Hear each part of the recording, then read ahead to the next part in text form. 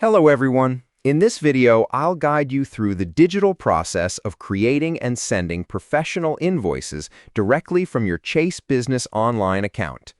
First, open your computer's internet browser, navigate to the official chase.com portal, and securely sign in to your business profile using your primary credentials. Once you land on your main account dashboard, look at the top menu bar, locate the Pay and Transfer tab, and select the dedicated Invoicing and Accept Payments tool option from the drop-down menu. Next, click on the prominent Create Invoice button to open up the blank template editor.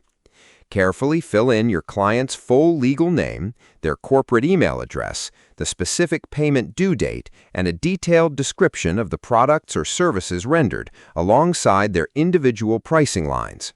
Review the final invoice summary breakdown to ensure all math is correct.